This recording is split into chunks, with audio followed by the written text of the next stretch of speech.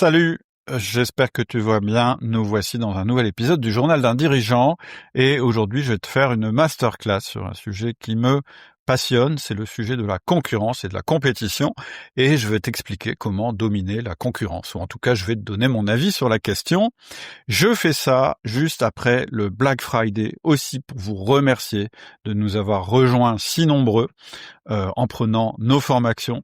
J'en profite pour vous dire aussi que nous sommes sur le point d'ouvrir l'école des managers, où vous retrouverez toutes les formations, mais plus de choses encore. Elle est en test actuellement avec des élèves pilotes. Et puis, pour te rappeler aussi que si tu veux nous rejoindre, si tu es entrepreneur et que tu veux nous rejoindre, eh bien, le ciel existe. Si tu veux avoir accès à tout ça, si tu veux me poser des questions, si tu veux réagir à la masterclass d'aujourd'hui, il n'y a qu'une seule manière, ou plutôt une seule première étape qui est de t'inscrire au mail privé. Je mets un lien en descriptif pour pouvoir poser des questions, pour pouvoir réagir. Eh bien, il faut que tu répondes au mail privé. Je dirais qu'on peut pas lire tout ce qu'on reçoit. Mon adresse, c'est cédric@outildumanager.com, mais on ne lit que ce qui est en réponse à des mails privés. Donc la première étape, c'est de t'abonner au mail privé. En plus, le bonus que tu auras, c'est que tu vas recevoir par mail tout ce dont je vais parler aujourd'hui. Ce sera encore plus facile pour toi de réagir, d'avoir des réactions, me dire si tu as des déclics, des choses avec lesquelles tu n'es pas d'accord, ou au contraire pour me dire à quel point tu es d'accord, ce qui est toujours agréable. On commence tout de suite parce que on a quand même 12 parties. Donc la première partie, c'est entrepreneur-compétiteur. La deuxième, c'est pourquoi être entrepreneur. La troisième, c'est qu'est-ce que notre talent unique. La quatrième, c'est mon talent unique. La cinquième, c'est je déteste la compétition.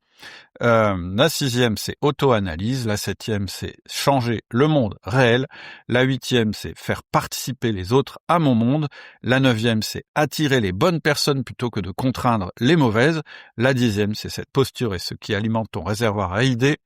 La 11e, c'est faut-il surveiller nos concurrents, et la 12e, c'est le remède contre le conformisme de l'IA, de l'intelligence artificielle. C'est bien de terminer une masterclass en parlant de l'intelligence artificielle, parce que c'est quand même un sujet super important. On commence tout de suite par une question. Est-ce que l'entrepreneur est un compétiteur ?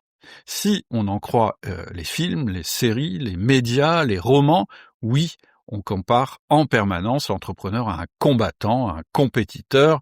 On a des phrases du style « cela provient de son enfance durant laquelle il a été encouragé en permanence à dépasser tous ses petits camarades », ou bien il a eu un père tout-puissant qu'il cherche maintenant à dépasser, ou encore il a eu une enfance humiliante ou difficile et il cherche à prendre sa relance sur la société.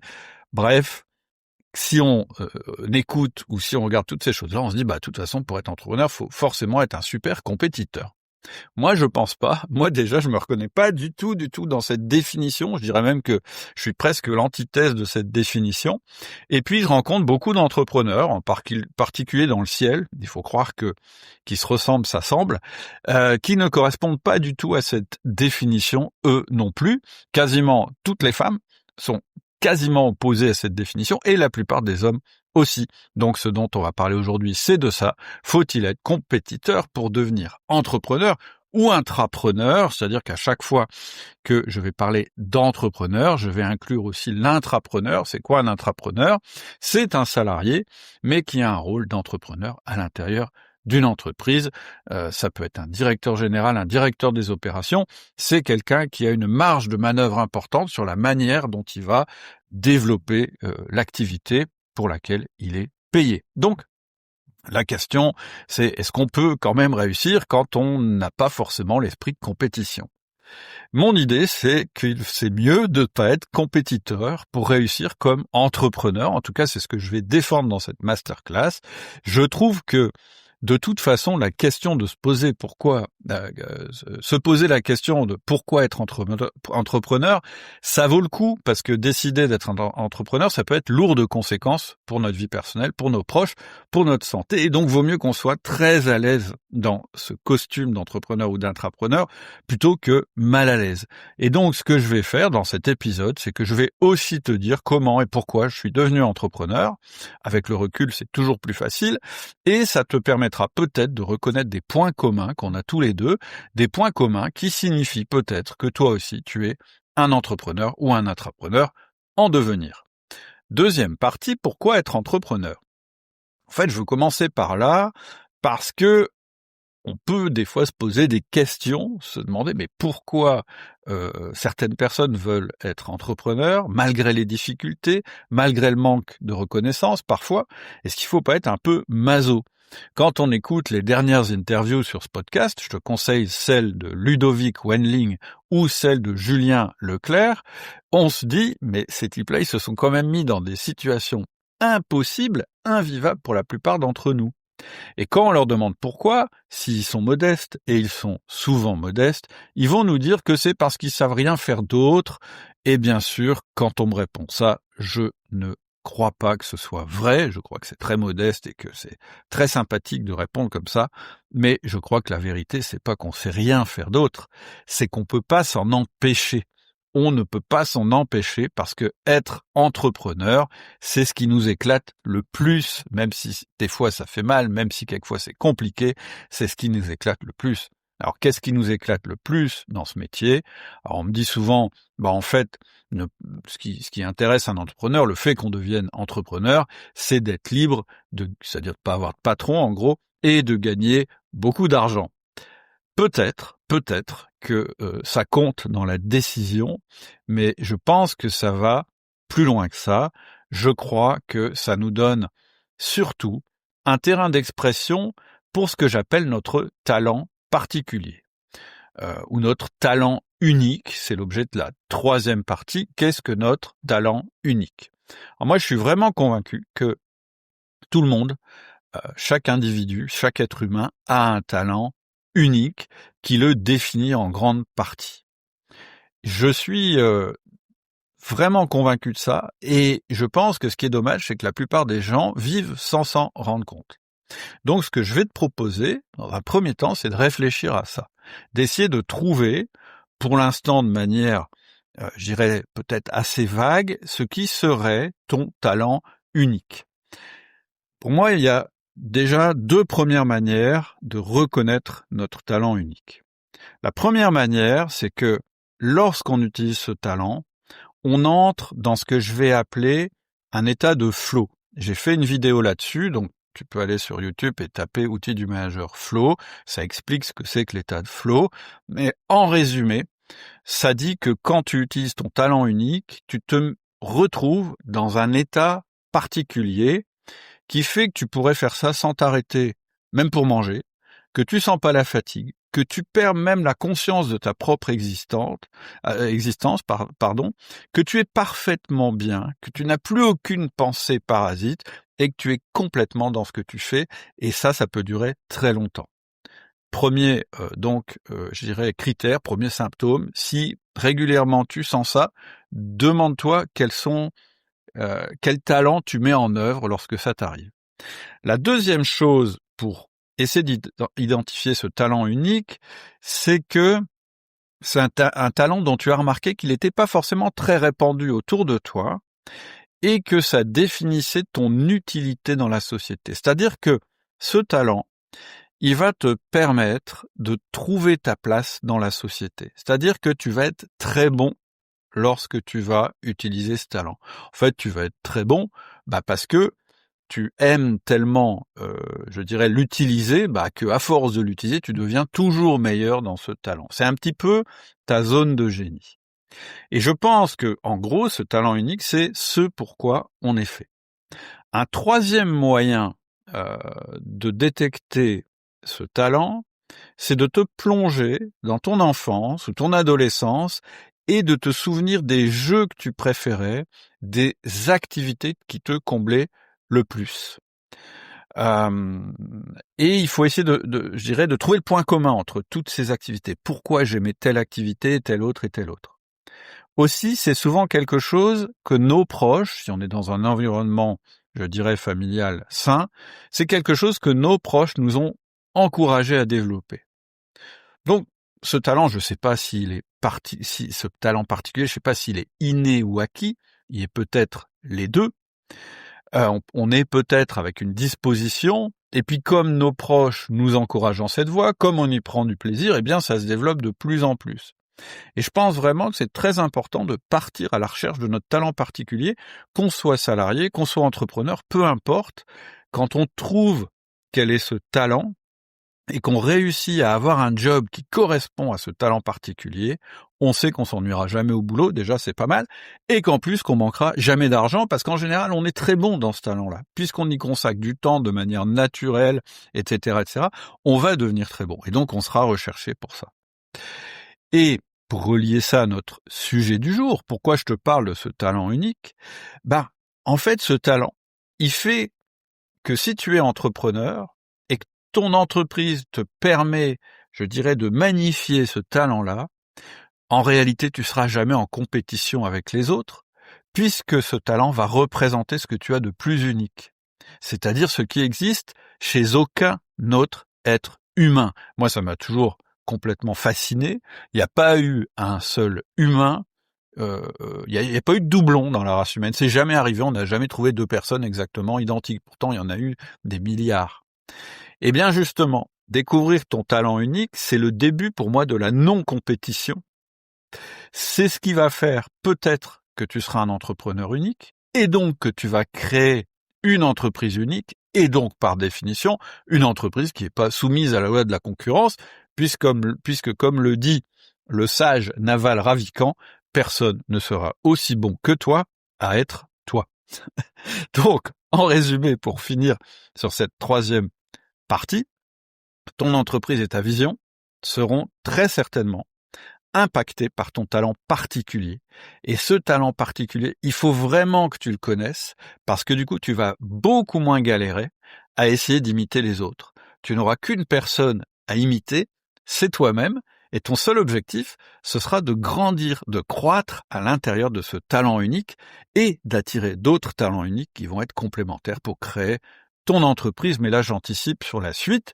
Quatrième partie, moi, j'ai fait le même exercice, donc je vais te dire ce que je pense qui est mon talent unique, et j'espère que ça va t'aider à faire l'exercice toi-même, parce que tu vas voir que dans mon enfance, en fait, j'avais des activités qui étaient différentes, mais elles avaient un point commun, qui est, je pense, ce talent unique. Moi, mon premier souvenir de fierté, c'est-à-dire la première fois où je me suis senti fier, eh bien, il remonte à mon enfance. C'est quand ma mère me disait à quel point j'avais une imagination fertile, car j'adorais, à l'époque, créer des univers, des histoires, et passer ma vie à vivre ces histoires dans ma tête ou à les partager avec les autres.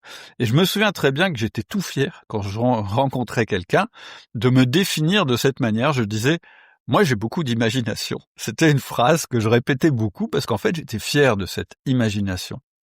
Et d'aussi loin que je me souvienne, et c'est toujours le cas actuellement, j'ai toujours été fasciné par les auteurs de films, de romans, qui vont réussir par le seul pouvoir de leur imagination et de son expression, à travers l'écriture, les films, etc., à nous faire vivre dans des histoires et à nous faire vivre des aventures qui vont créer pour nous. Ça m'a toujours fasciné, ça me fascine encore.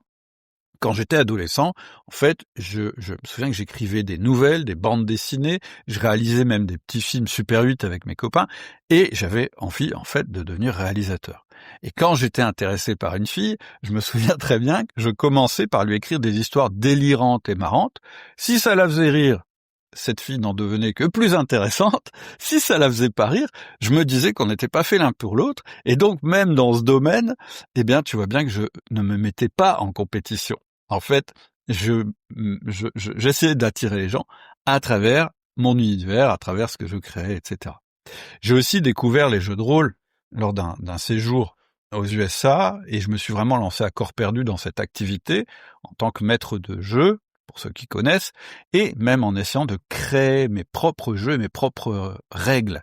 C'est-à-dire que j'aimais bien effectivement créer des choses, mais j'aimais bien aussi les projeter dans le monde réel et voir y faire participer les autres. Et je suis persuadé, une fois que j'ai fait cette espèce de petite analyse, je suis persuadé que cette passion pour créer des univers, qui plus tard est devenue un talent, c'est ce qui m'a poussé à devenir entrepreneur. Donc clairement, moi, mon moteur d'entrepreneur, qui est aussi le point commun avec mes passions d'alors, eh bien, c'est ce désir de créer mon propre monde. Donc, en résumé, pour conclure cette 4e partie, le point commun de ces activités, c'était cette envie irrépressible de concevoir des mondes dans ma tête et ensuite de réussir à les partager ou à les faire advenir dans la réalité. Je pense que c'est ça mon fondamental d'entrepreneur. C'est pas forcément le tien, mais en tout cas c'est le mien.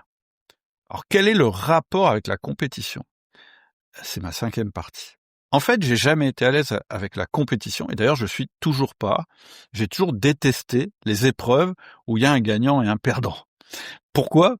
Parce que à la fois, je veux pas être le perdant, c'est jamais agréable, mais je veux pas mettre non plus le perdant dans une position délicate. Donc moi je suis un très mauvais compétiteur, j'aime pas ça, et le fait que pas mal de choses dans la société aient été construites sur ce modèle, en fait ça me dérangeait tout le temps.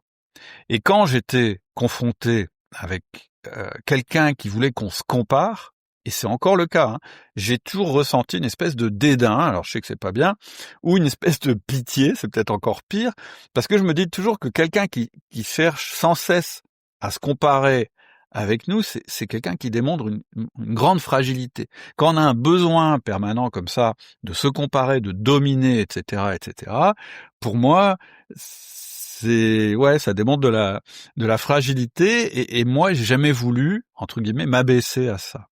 Et toujours aujourd'hui, quand quelqu'un essaye de se comparer pour me démontrer qu'il est supérieur ou qu'il a raison et que j'ai tort, j'essaye toujours de comprendre en fait ce qu'il cherche en réalité. Si c'est quelqu'un qui a une vérité qui lui est propre et qu'il a envie de la défendre, pourquoi pas ? Mais dès que ça passe dans le j'ai raison donc tu as tort, moi j'ai vraiment du mal. Et donc quand je comprends pas, et ça vaut aussi pour mes compétiteurs, c'est clair, eh bien si je comprends pas, je préfère esquiver, je préfère passer mon chemin parce que j'ai d'autres trucs plus intéressants à faire. Et en fait, pourquoi je parle de ça ? C'est parce que quand j'étais plus jeune, quand j'étais gamin, créer mes mondes, ça m'a beaucoup aidé à ça. En fait, ma tête, ce que je créais dans ma tête, c'était un endroit confortable où je pouvais me retrouver régulièrement parce que j'avais pas à me comparer aux autres.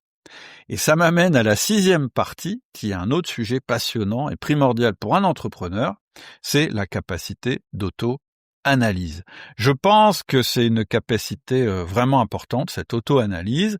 Personnellement, moi j'ai toujours, depuis très très jeune, réfléchi à comment je réfléchissais, et tout ça c'était très conscient chez moi. Je me suis rendu compte que j'étais assez fort pour comprendre comment je fonctionnais, comment je pensais. C'est-à-dire que je savais m'observer moi-même, même quand j'étais très jeune, et d'ailleurs c'est ça qui m'a intéressé à la psychologie. D'abord pour me connaître. Et ce qui m'a passionné là-dedans, à nouveau, c'était de me rendre compte que la maîtrise de ma propre psychologie me permettait de me transformer en permanence. Je me suis rendu compte qu'en fait, il y a le monde extérieur, effectivement, il y a des choses qui se passent, mais tu peux avoir un contrôle plein et entier, c'est vraiment une grande branche, une énorme partie de la psychologie qui traite de ça. Ce qui va compter, c'est pas tellement ce qui se passe dans le monde réel, c'est l'interprétation que tu vas en faire. Et à partir du moment où tu prends la maîtrise de cette interprétation, eh bien c'est comme si tu pouvais façonner ton environnement, ce qui se passait autour de toi. Et donc je me suis rendu compte assez vite que il y avait 2 choses qui étaient possibles lorsqu'il se passait quelque chose dans le monde autour de moi. Il y avait des choses que je pouvais changer, et donc ça s'appelle créer mon monde, mais il y avait des choses que je pouvais pas changer. Et donc les choses qu'on peut pas changer, il faut les accepter. Et pour les accepter, il faut réussir à les intégrer dans notre propre monde, c'est-à-dire à les interpréter d'une manière qui va nous arranger par rapport au monde qu'on a construit. Et je me suis rendu compte en fait que cette capacité d'auto-analyse, elle était très peu répandue, même chez les adultes, c'est un truc qui m'a toujours surpris.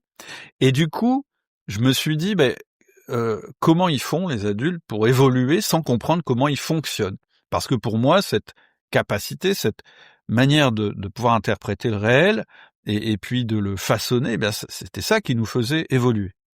Et d'ailleurs, aujourd'hui, je pense que c'est ce qui manque le plus dans l'éducation des enfants. Je comprends pas l'éducation nationale de ce côté-là, parce que pour moi, cette compétence, cette capacité à regarder comment on fonctionne et à agir sur comment nous on fonctionne, c'est la compétence qui amène au bonheur et à la sagesse. Bref, c'est pas le sujet ici, mais si c'est important pour un enfant, c'est extrêmement important aussi pour un chef d'entreprise. Je me suis aussi rendu compte que je pouvais aussi, de la même manière, comprendre comment les autres réfléchissaient. À partir du moment où tu as appris à comprendre comment toi tu fonctionnes, c'est beaucoup moins difficile de comprendre comment les autres fonctionnent. Et surtout, ça te permet de comprendre qu'on fonctionne pas tous de la même manière. Et c'est quand même très important, parce que moi, au début, je me disais, si je pense comme ça, c'est comme ça qu'il faut penser. Puis je me suis rendu compte que non, pas du tout. Ça dépend vraiment des personnes. Et ce constat, ça m'a beaucoup servi plus tard dans mon management. Donc, pour conclure cette partie sur l'auto-analyse, si elle est primordiale pour un enfant, et je le pense vraiment, elle l'est tout autant pour un manager et un chef d'entreprise.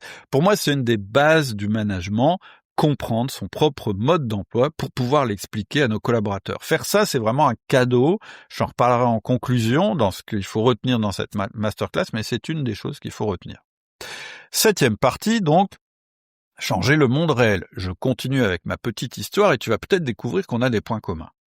En fait, toutes ces théories de la psychologie, des jeux, de la création de monde, c'était super amusant. Mais moi, j'avais besoin que ça se concrétise dans le réel. Je me suis vraiment, à un moment dit, bon, vivre dans sa tête, c'est super, mais comment on fait pour projeter tout ça dans le monde réel?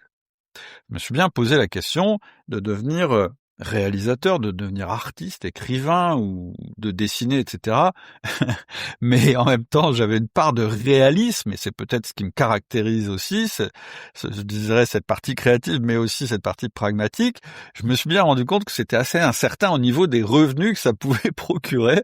Je me suis rendu compte qu'il y avait quand même beaucoup plus d'artistes malheureux et pauvres en lisant et de scénaristes qui étaient soumis à des producteurs, etc. Je me voyais pas là-dedans, on va dire. Et donc, rapidement, j'ai compris que la solution, ça devrait être plutôt d'être entrepreneur. Alors pourquoi je me suis dit ça? Justement, parce que je me suis rendu compte que c'était la seule manière de maîtriser 2 paramètres essentiels pour vivre selon mes règles. Ces 2 paramètres, c'est le temps et l'argent. D'une part, je voulais organiser mon temps à ma manière pour jamais manquer de temps. D'autre part, je voulais être seul responsable de l'argent que je gagnais pour ne jamais manquer d'argent non plus. C'est ça qui m'a projeté, je dirais, du monde, de l'histoire de créer des mondes, etc., dans la réalité, et c'est ça qui m'a fait dire, en fait, si je veux avoir façonné la réalité pour qu'elle me convienne, il faut que je sois entrepreneur parce que ça va me procurer ces choses-là. Et donc, j'ai appris comment acheter une entreprise, même sans avoir d'argent, et comment devenir très efficace pour ne pas manquer de temps. Et là, je me suis rendu compte que l'entreprise, c'était plus que ça suffisait pas juste d'avoir ces 2 objectifs, que c'était pas très épanouissant, en plus que ça fonctionnait mal. Je me suis rendu compte, en fait, qu'une entreprise, c'est en soi un monde à créer. Et donc, il fallait que mes collaborateurs, mes clients, mes partenaires participent le mieux possible à tout ça, à ce monde que je voulais créer. Donc, j'arrive à la 8e partie, tout naturellement, qui est faire participer les autres à mon monde. En fait, au début, j'ai cru qu'on pouvait faire tout ça à condition d'avoir les bonnes idées, c'est-à-dire d'avoir une tête bien faite, puis avec des bons, je dirais, raisonnements, des bonnes stratégies, et le pouvoir sur les autres pour qu'ils les mettent en application, c'est-à-dire le pouvoir hiérarchique. Je me disais, c'est simple, j'ai des bonnes idées, je sais comment il faut développer l'entreprise pour que ça se passe bien, et puis j'ai envie de le faire de cette manière-là. Et puis, comme je suis le patron et qu'on a un contrat de travail et que je paye les gens, en échange, ils vont faire ce que j'ai envie qu'ils fassent. Le problème, c'est que ça marchait pas très bien. Si tu as écouté mes autres podcasts, j'ai eu un moment où je me suis dit, il manque un truc parce que ça se passe pas du tout comme je voudrais. Ce que j'ai dans ma tête et ce qui se passe dans le monde réel, c'est pas du tout la même chose. Je sais pas pourquoi, qu'est-ce qui se passe? C'est là que j'ai découvert le management.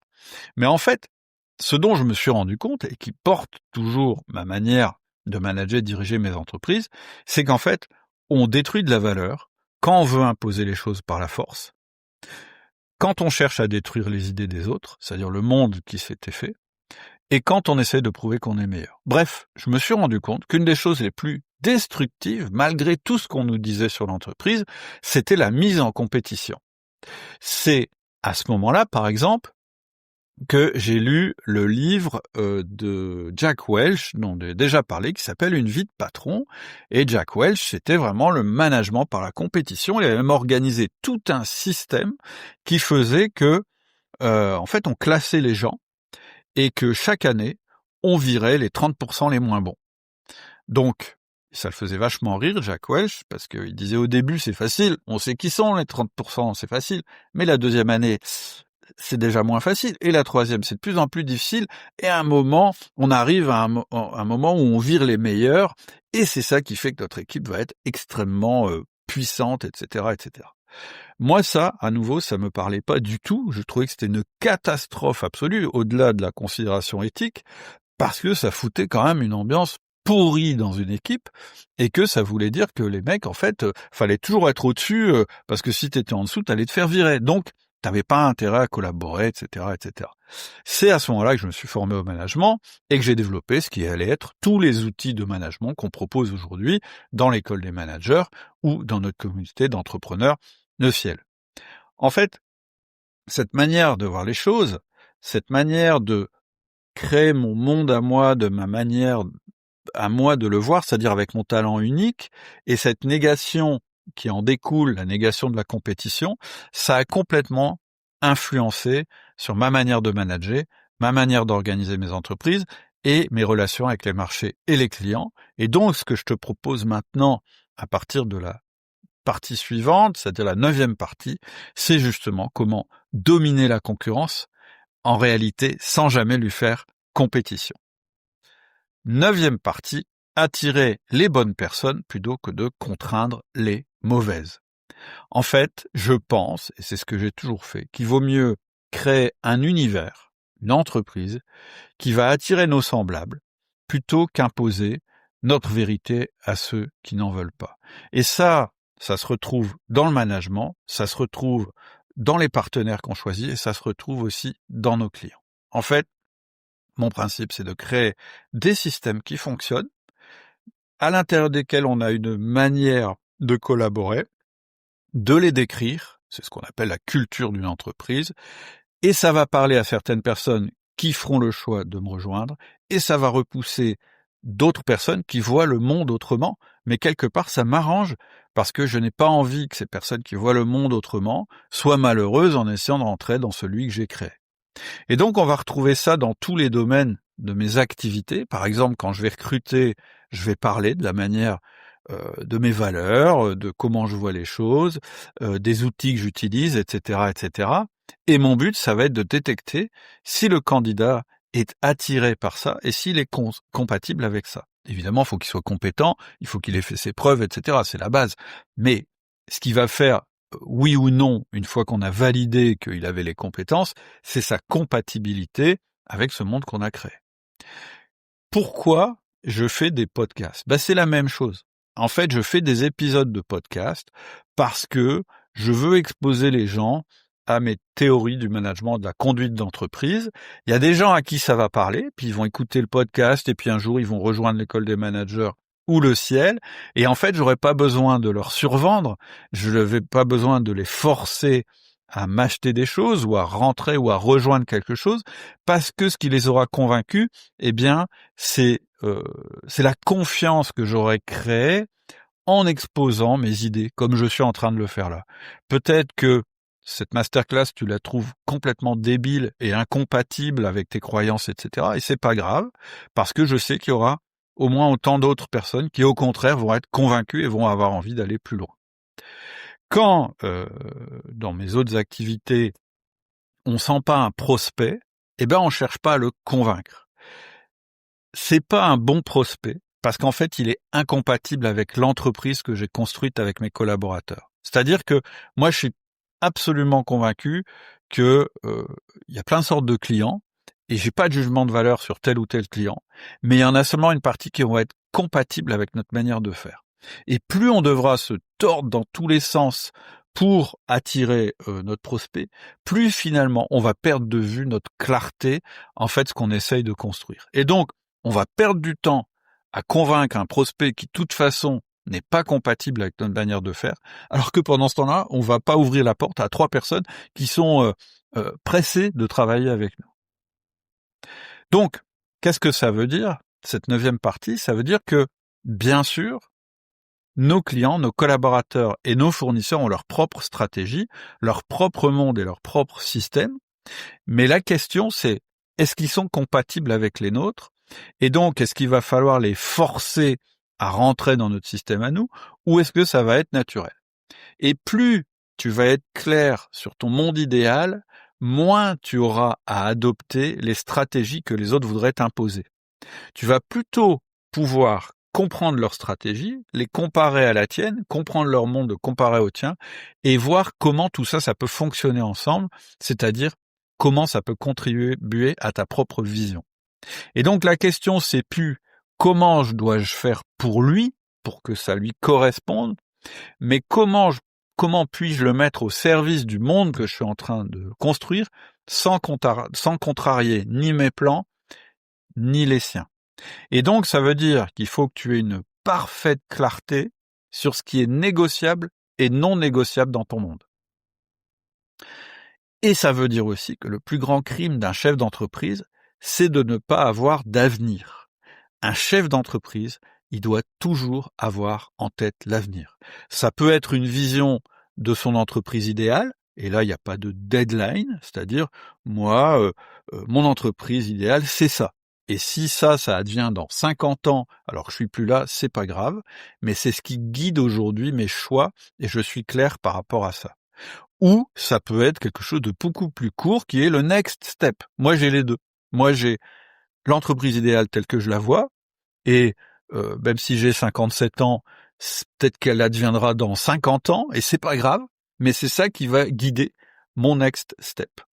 D'ailleurs, j'ai créé une formation qui s'appelle le joueur infini, qui permet de comprendre cette mentalité, de pas vouloir être court-termiste, qui est vraiment une mentalité très différente de la performance immédiate, et de voir comment, on peut devenir ce que j'appelle un joueur infini. D'ailleurs, cette masterclass s'intégrerait bien dans cette formation.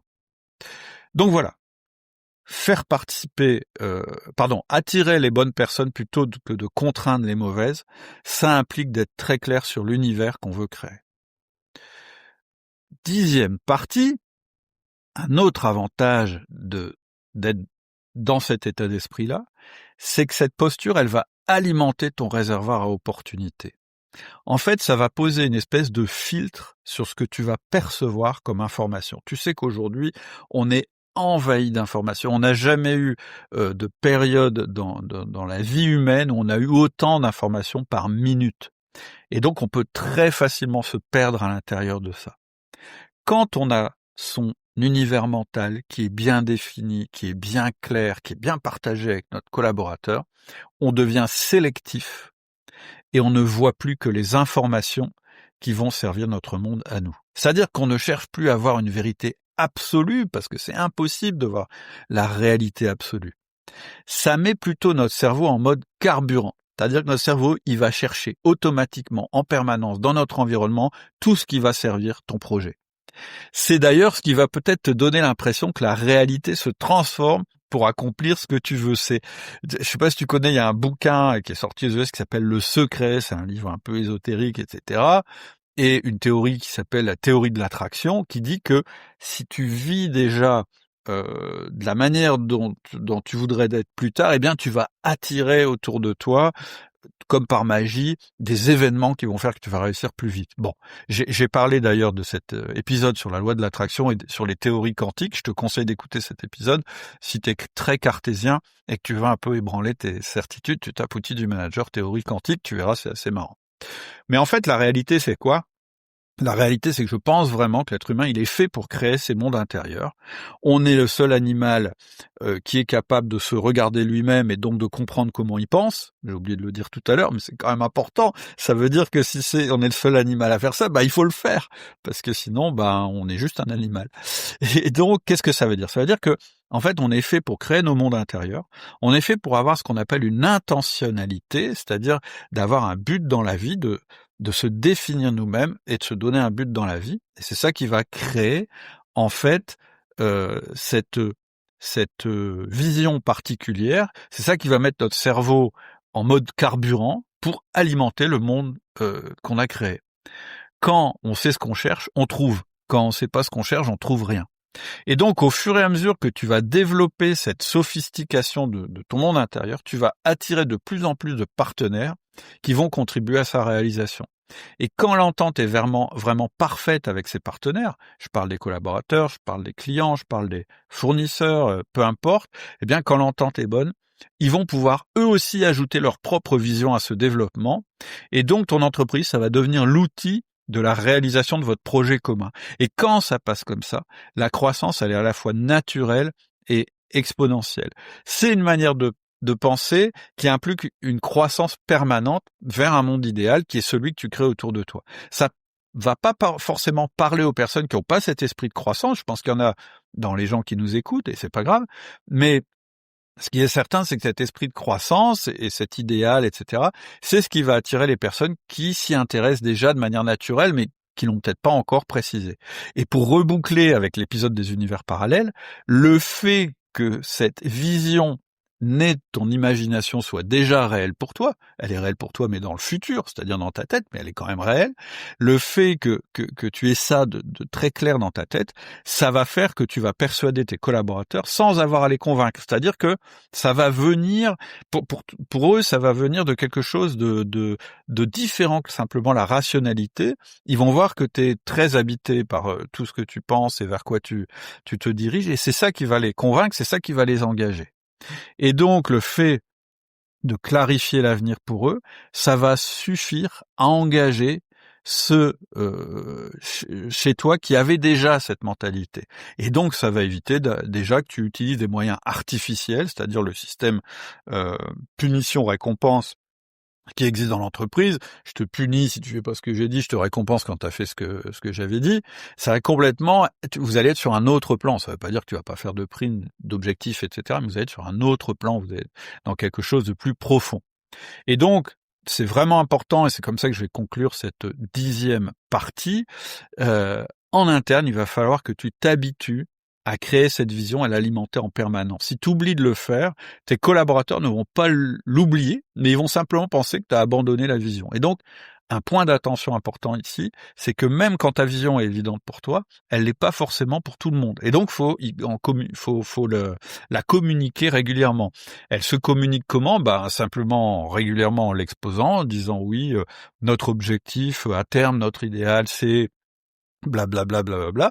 Et puis, c'est aussi à travers les objectifs que tu vas mettre en place, le next step, les gens vont comprendre pourquoi tu agis de telle manière. En plus, tu leur as donné ton propre mode d'emploi. Et donc, tout ça, ça va faire que cette vision, elle va se construire, elle va devenir de plus en plus réelle pour les gens, alors qu'en réalité, elle n'est pas encore concrète, elle n'est pas encore réalisée. Mais en fait, elle est bien réelle dans vos têtes. C'était la 10e partie. Alors, du coup, une question, 11e partie, faut-il surveiller nos concurrents ? Depuis tout à l'heure, je te dis, mais comment dominer la concurrence ? Tu l'auras compris, en fait. Comment dominer la concurrence ? C'est en n'ayant pas de concurrence. Moi, je regarde peu ce que font mes concurrents. En fait, si je les regardais pour chercher à les battre, ça reviendrait à voir le marché comme un gâteau à se partager. Moi, j'estime que les gens qui ont très fort l'esprit de compétition, enfin, c'est ce que j'essaye de comprendre chez eux, les gens qui se comparent tout le temps en se disant il faut que je sois plus gros que lui, il faut que je fasse plus de chiffre d'affaires que lui, que j'ai une plus jolie bagnole, machin, etc., etc. Je pense qu'ils voient peut-être le monde comme un gâteau à se partager et que donc si toi tu l'as, eux, du coup eux ils ne l'ont pas, ou il doit y avoir un truc comme ça. Moi, ma vision, c'est que le marché est infini. Pourquoi il est infini le marché ? Parce que je pense que le marché il est créé par l'offre. C'est quoi l'offre telle que je la définis ? L'offre de ton entreprise, c'est la rencontre entre ta vision et la capacité de tes collaborateurs. Qu'est-ce que ça veut dire ? Ce que je viens de dire, c'est que tu as une vision globale, infinie, qui n'est pas limitée dans le temps. C'est-à-dire que ton entreprise idéale, tu vois très bien comment elle est. Le problème, c'est que l'entreprise idéale, par définition, on ne l'atteint jamais, parce qu'un idéal, c'est quelque chose qu'on n'atteint pas, puisque c'est quelque chose qui est idéal et que l'idéal n'existe pas. Et puis à côté de ça, tu as la capacité de tes collaborateurs, toi y compris, à réaliser cette vision. Et donc l'offre de ton entreprise que tu vas pousser sur le marché, c'est ta vision limitée par les capacités de tes collaborateurs. À aucun moment, tu ne cherches à dépasser, à écraser, à détruire les autres, à les copier, etc., etc. La seule chose qui t'intéresse, c'est ton objectif interne, d'avoir une offre, d'avoir cette vision et de la réaliser. Alors après, c'est pas le monde de Candy. Bien sûr, il peut y avoir des effets collatéraux négatifs pour les autres. Par exemple, il m'est arrivé, qu'un ou plusieurs des fournisseurs de mes concurrents les quittent pour nous rejoindre, et je suis sûr que ça a nui à mon concurrent, mais c'était pas mon objectif. Jamais ça a été mon but de lui nuire. C'est simplement que j'ai construit un truc qui, à un moment, a mieux correspondu comme projet aux fournisseurs de mon concurrent que son projet à lui. Et donc, il nous a rejoints. Et là, c'était pas une volonté de ma part, c'est juste que je trouvais que c'était plus compatible et le fournisseur aussi. Et puis, il peut se passer l'inverse. Peut-être qu'à un moment, la stratégie de mon fournisseur, eh bien, elle correspond plus du tout à la mienne et il va me quitter et puis c'est tout, c'est la vie, etc. Et quelque part, le fait qu'il me quitte, en fait, c'est normal et c'est plutôt bon pour mon entreprise parce que on était plus compatibles, nos visions étaient plus compatibles. Et puis j'ai connu l'inverse, je parlais des concurrents, il m'est arrivé dans ma carrière de prendre comme associé un concurrent. En fait, ma croissance l'empêchait de mener ses affaires sur le marché. On s'est rencontrés et puis on s'est rendu compte à quel point nos visions étaient proches. Et donc, ce qu'on a fait, on est devenus associés. Et donc, je le redis, quand tu développes une vision qui te ressemble à toi, elle est forcément unique parce que aucun être humain n'est identique, c'est un petit miracle en soi, et donc personne ne peut être toi mieux que toi, c'est ce que je disais tout à l'heure. C'est-à-dire que tu as ton projet, tu as ton truc qui avance, ça attire des gens, des clients, etc., etc. Et donc, à un moment, oui, ça va peut-être nuire à tes concurrents, mais finalement, ce sera pas vraiment tes concurrents puisque vous faites pas le business de la même manière. Donc, est-ce qu'il faut regarder la concurrence? Est-ce qu'il faut surveiller la concurrence? Le moins possible, je dirais comme ça, sauf une exception. Quand tu regardes tes concurrents, ça peut être pour les racheter, parce qu'ils sont compatibles avec ta vision, et ils vont te faire accélérer. C'est ce que j'ai fait plusieurs fois avec mes entreprises, de me dire « Ah, ça, j'adore cette boîte, elle correspond à la manière dont on mène nos affaires. Si je pouvais la racheter, eh bien, ça amplifierait ma vision. Je veux dire, ça serait compatible avec ma vision. Quand c'est pas compatible avec ta vision, il ne faut pas le faire. Sinon, ça va te ralentir au lieu de te faire accélérer. Quand tu regardes tes concurrents, c'est pour les racheter s'ils sont compatibles avec ta vision, et c'est ça qui te fera accélérer plus vite que le développement que tu aurais pu faire par toi-même. On arrive à la 12e partie, parce que faut que je parle de l'IA. Moi, je trouve que l'IA, c'est une révolution absolue. Et donc, comment on va intégrer l'IA dans ce raisonnement? Eh bien, c'est simple. Cette capacité à rendre réel un monde idéal qui n'existe pas, c'est ça qui te rend indispensable dans ce monde par rapport à une IA. Et ça, c'est vrai que tu sois salarié, que tu sois entrepreneur, peu importe. L'IA, elle est efficiente lorsqu'elle est conformiste. En fait, l'IA, elle fait une synthèse époustouflante et absolue de tout ce qui existe. Et ça, c'est intéressant. Et ça, il faut l'utiliser. Je referai un truc là-dessus. On va pas rentrer dans le détail, mais ce que je veux dire, c'est que toi, si tu as cette capacité à créer ton monde unique, ton point de vue particulier, tu es apprécié justement parce que tu es différent. Et être différent, ça veut dire quoi? Ça veut dire être anticonformiste et donc à être l'opposé d'une IA. Si tu m'écoutes aujourd'hui, c'est pas parce que je dis des choses conformistes, c'est pas parce que je dis des choses que tu es habitué à entendre ou que tu as même envie d'entendre. Peut-être que je te dis des choses que tu n'as jamais entendues, j'espère, ou des choses que tu n'avais pas envie d'entendre. En tout cas, ce que je te dis aujourd'hui, c'est la synthèse de mon expérience unique au monde à travers un filtre unique. Et je dis pas ça pour me mettre en avant, c'est la caractéristique de n'importe quel être humain que je suis en train de décrire. Une IA, elle a pas ça. Elle a pas d'expérience. En fait, elle a l'expérience telle qu'elle a été transcrite de plein d'humains. Et donc, en fait, ce qu'elle intègre, c'est quelque chose qui est assez conformiste. Et donc, ce qui va te rendre service, ce qui va te rendre vraiment service à toi, c'est plutôt d'entendre un truc qui est pas dans l'IA, ou en tout cas qui est pas encore exploité par l'IA. Ça viendra, puisque je suis persuadé que ce que je suis en train de dire, ça va être intégré, mais c'est pas grave. En fait, je pense que aujourd'hui, et ça va être de plus en plus fort avec l'IA, c'est que le monde normal, c'est-à-dire le monde conformiste, va nous épuiser justement par sa conformité et parce que tout se vaut. Ce qui va nous mettre en énergie, c'est quelque chose de différent, d'indépendant, de nouveau. Et donc, quand on construit son monde à soi, notre énergie, elle va monter, notre énergie à nous, en même temps que notre enthousiasme, et donc on va enthousiasmer d'autres humains. Dans un prochain épisode, évidemment, je te parlerai de la manière de développer cette énergie créative de manière quasi infinie, et même comment l'IA va t'y aider. C'est-à-dire que l'IA, tu peux l'utiliser autrement. Tu peux l'utiliser d'une manière qui va justement ne pas te rendre hyper conformiste et donc hyper chiant entre nous, mais au contraire qui va te permettre, je dirais, d'accompagner ta créativité. C'est que comme ça qu'on peut utiliser l'IA, qu'on soit chef d'entreprise, qu'on soit manager, etc. Sinon, on fait la même chose que tout le monde. Tout le monde a accès à l'IA. Et donc, dans un prochain épisode, je te dirai comment on va faire justement pour utiliser l'IA pour être plus créatif.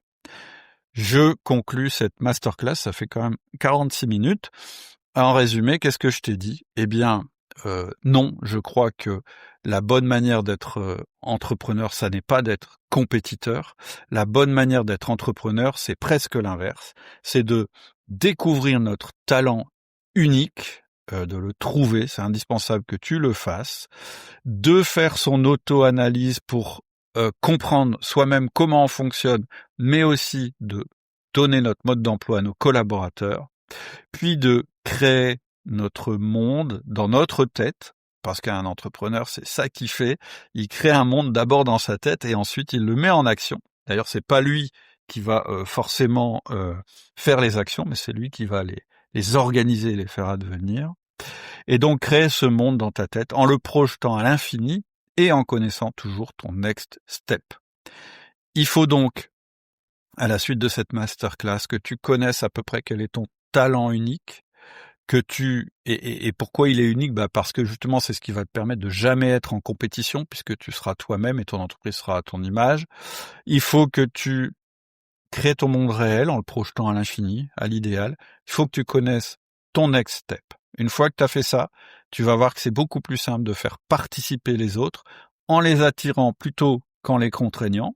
Soit ça les intéresse, soit ça les intéresse pas. Et là, je parle des collaborateurs, je parle des fournisseurs, je parle des clients. Soit ça les intéresse, soit ça les intéresse pas. Si ça les intéresse pas, c'est que vous n'êtes pas compatibles. Ou alors t'as pas assez bien expliqué ta vision. Mais en fait, ta vision, elle se voit à travers tes actions, etc. Bref, donc tu vas attirer certaines personnes et en rejeter d'autres, et c'est très bien. Il faut pas que tu oublies d'en parler tout le temps, parce que, je l'ai dit tout à l'heure, tes collaborateurs, quand tu arrêtes de parler ça, ils se disent, c'est que c'est plus important, et donc ils commencent à trouver d'autres objectifs, etc. C'est pas ce que tu veux. Je te conseille de pas trop regarder tes concurrents, sauf s'ils peuvent contribuer à ta vision. Et si tu fais tout ça, je pense que tu seras unique, incopiable, par tes concurrents et même par l'IA. J'espère que ça t'a plu. N'hésite pas à réagir. Le bouton pour se inscrire au mail privé, il est en dessous ou en descriptif. Je te souhaite une excellente semaine et je te dis à bientôt. Ciao.